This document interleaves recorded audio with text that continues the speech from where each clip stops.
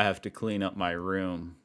Okay, let's watch 10 things you didn't know about the Netherlands. Shall we? I don't know anything about the Netherlands. People outside of the Netherlands.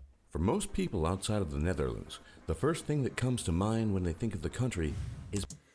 First thing would be, well, now I'm kind of biased because of that picture they were showing, but I'm thinking like, goats. Being stoned to death while sitting in a coffee shop eating pot brownies. But the truth is that the Netherlands has a lot more to offer than just that. From tulip fields to hagelslag, the Netherlands has a rich history and culture. Sprinkles on bread? That demands telling. These are the 10 things you didn't know about the Netherlands. The Netherlands is truly the land of giants. Height. With average heights of women being Really? 171 centimeters or 5'6" tall, and men standing an average of 184 centimeters or 6 feet tall. The Dutch are the tallest people in the world, and scientists have been studying just why that is.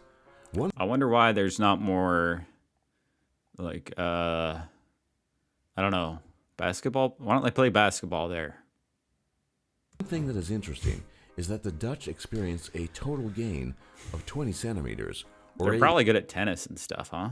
inches, in the last 150 years. That's interesting. Compared to 6 centimeters for Americans, or 2.3 inches. And the stunning fact is that prior to this growth spurt, Americans were actually taller. There have been many theories as to why this is the case, but most scientists Are you posit genetically modifying your children? natural selection as the reason, which explained simply means naturally tall people seeking out other naturally tall people and having many offspring with them leads to offspring that are tall. Over time, the majority of Dutch people then became taller than most people because that is the overwhelming genetic trend. Interestingly enough, Y'all like your tall ladies there in the Netherlands? this is leading to Dutch people asking for more legroom on planes and greater door heights to complement their gigantic stature. Everyone talks about how harsh the German language sounds, but it really doesn't hold a candle to Dutch in that department. Most people have never been exposed to the Dutch language, so they don't really know what it sounds like. But the truth is, I really if don't. you're not Dutch and you have a sore throat, you might want to stay away from those Dutch lessons, at least until you've recovered. And even if you don't know the Is it a lot languages, of... you can hear the difference. Compare these examples in German and Dutch in a sentence meaning, good afternoon, how are you doing? First the German, guten Tag, wie geht es Ihnen? With the Dutch, He made that guten sound. Tag, hoe gaat het met u? You see, the G in Dutch is pronounced ch, and Dutch has lots of chs. It can get really tricky as a foreigner, for example, if you need to pronounce a G together with a CH sound, such as in the Dutch word geschiedenis, meaning history. So I Compare can that only with the go there when German I have Geschichte, like a and terrible you'll see cold. why the myth of the harsh German language is largely fictional. Still, if you decide to learn the Dutch language, make sure you're not sick and that you're ready to give your throat and mouth a real beating. The Dutch language has real flavor, which is why when the Dutch swear, they do it with style. Maybe one of the most unusual qualities of the I can Dutch imagine. language is that when the Dutch swear, some of the strongest curses are those related to sickness and disease. Kanker, cholera, typhus, Kankersore. Mongol, or cancer, cholera, typhus, Huh. That's interesting. We call it like a cancer sore when you got like... mongoloid. With the last Some one referring herpes. to someone with Down syndrome, the Dutch really love their diseases, sometimes used in incredibly flexible contexts, such as krijg de kanker, meaning get cancer, or even when it's not an insult, such as in kanker lekker, literally cancer tasty, but meaning good tasting or sometimes even very attractive. Liar is a slang form of the word lijder, which means sufferer, and can be used as an insult by Liar. itself or in conjunction with fabulous diseases such as kankerleier, which means, you guessed it, cancer sufferer. No one really knows why the Dutch are so That's fond mean. Someone suffering from cancer, that's not an insult. That's just sad. of diseases in their language. But you have to give it to them, it really makes them stand out. I'm all for calling people cancer, though. The Dutch tend to be fixated on the status quo, or normalcy. There's a simple but common expression in the Netherlands that goes like this, doe normaal, literally meaning do normal, but translates better as just act normally. Bragging, showing off too much, being overly emotional or expressive in public, or acting in a weird or foreign manner, all of these things are frowned upon. Because at the end of the day, the Dutch people are pretty conformist, but probably not so much as to give the Germans a run for their money. That's like how you live in America if you want to be cool. That's why I'm not cool. Weird. Du normal is sort of a way of life for the Dutch people, and it's one you best live by if you want to live in the Netherlands. For most people, I'd be the coolest it's hard in the to think of a Netherlands. national dish that comes to mind when they think of So the normal. Netherlands. And the truth is, you probably won't find one that is truly unique in terms of conventional food. But there is one food item you won't find anywhere else, and that is hagelslag, or literally blow of hail. The food is both simple and elegant, with the key element chocolate being sprinkles. sprinkles. Oh, it Most really often of is. the chocolate variety on a bread roll, sometimes combined with butter.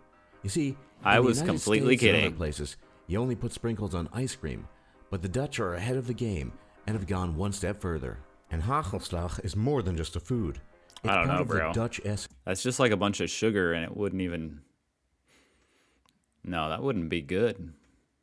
I don't know. I don't get it. Because why else would they take a beschuit or a biscuit Is that a dessert? and slap on pink or blue sprinkles when a new baby has arrived, with pink for girls and blue for Those aren't boys? sprinkles. This tradition is a testament to the importance of hagelslag in the Dutch culture and heritage, and shows that when it comes to the Netherlands, there's just no Sprinkles just separating don't food and its taste that people. good. The Germans and the Dutch have always had an odd relationship, and up until very recently, it's been a rather bad one. These relations were particularly under strain after World War II, since the German invasion against the Dutch was met with some of the fiercest resistance and greatest resentment of any country, and for years, there was visceral hatred felt. How did this guy towards the filming greatest this resentment know of that was going to blow any up right country, there? And for years, there was visceral Conspiracy. hatred felt towards the Germans. A Guardian article relates the following. Commentators in the British media may indulge in a fair share of German bashing, but that's nothing to what I grew up with. Growing up in the Netherlands in the 70s and 80s, anti-German feelings seemed as natural as cheese, skating, and gay rights. Germans really were the other, humorless closet fascists who had destroyed the magnificent port of Rotterdam, then occupied and pillaged our country for 5 years, murdering 80% of our Jews. But times have changed. That's rough. And increasingly, the Dutch have warmer feelings towards the Germans than ever before. As the saying goes, time heals all wounds, even those apparently of the greatest conflict to have ever occurred. Even people... I mean, it is kind of impressive just how the whole world gets along with each other now. You know, after all that crap that went down. You know, all that crap went down, and now we're all kind of friends. You know, like even Japan and America, we're totally cool. Germany. outside of the Netherlands Pretty have heard of the impressive. iconoclastic politician Geert Wilders, the founder and leader of the Partij voor de Vrijheid, the Party for Freedom, or PVV as it's usually referred to. Wilders is a controversial political figure in the Netherlands, best known for his He looks opposition evil. to the religion of Islam, having gone so far as to have suggested the banning of the Quran in the Netherlands. Because of his views on Islam, Wilders is under 24-hour protection by armed bodyguards, since his views put his life in danger. Some of his proposals have included, but are not limited to, placing a 5-year moratorium on the immigration of any non-Western foreigner, and replacing Article 1 of the Dutch Constitution guaranteeing equality under the law to one stressing the cultural dominance of Christian and humanist culture. Dutch people tend to have mixed feelings about Wilders, because apart from his Yeah, he views on looks Islam in kinda Europe, off. not much else stands out about him, except for his platinum blonde dyed slick back hair maybe. Yes. The Dutch people It's like have Donald Trump hair, but nicer. always had the reputation of being savvy merchants and businessmen, and when it came to the Atlantic slave trade, this was no exception. One of the primary centers of this thriving That's a business cool boat. was the so-called Slavenkust, or Slave Coast, which refers to the numerous trading posts of the Dutch West India Company, which were found in present-day Togo, Benin, Nigeria, and Ghana. The main purpose of these outposts was to supply African slaves to the plantation colonies in the Americas. Fortunately, slavery was officially abolished in 1863 in the Netherlands, and with it went the country's participation in the Atlantic slave trade.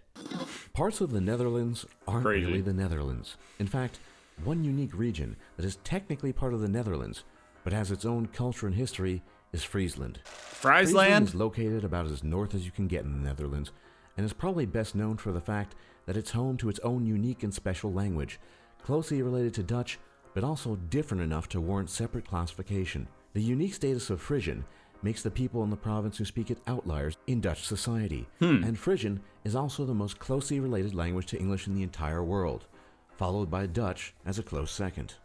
Usually everyone thinks of the Portuguese or the Spanish when it comes to exploration of the world's oceans and discovering new lands. But depending on how you measure it, the Dutch may have been the greatest explorers ever. Master shipbuilders and cartographers, the Dutch managed to be the first Europeans to discover such far-flung places as Svalbard, Australia, New Zealand, Tonga, Sakhalin, and Easter Island. In fact, the Dutch were successful in almost mapping out 3/4 of the entire Australian coastline, though traditionally the first European explorers of Australia are thought to be the English. Say what you want. Interesting. The legacy of this pioneering spirit lives on in the Dutch people today and makes this small nation the amazing country it is. Are there still boats like that just Today. sitting around? That's really cool. I mean, I don't know. I don't have anything against exploring, you know? What does he mean, say what you want? Coastline. I Though think that's traditionally cool. the first European explorer He said, say what you want. Well, I say that's pretty cool. Except for the part, like, if you, like, you know, had wars with people who were living there and stuff, like, that gets a little dicey. But those ships are cool. They've got kind of a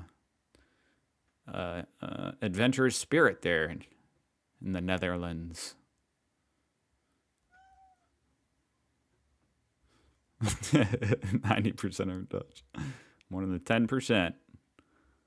I gotta know what this guy says. Okay, hang in there with me, guys. Hang in there. Whenever I see a comment, like, I just need to know what this says. I broke down when he tried to explain our swear words. You cancer sufferer. Okay, well, I did learn a lot because, like I said, I didn't know anything about the Netherlands because I'm an ignorant American. So that was very insightful. Thank you for the video. Thank you for watching. I hope you join me again. You can check out my channel. I usually watch sports and stuff, but I've got other videos too. Yeah, okay. Thank you. Bye.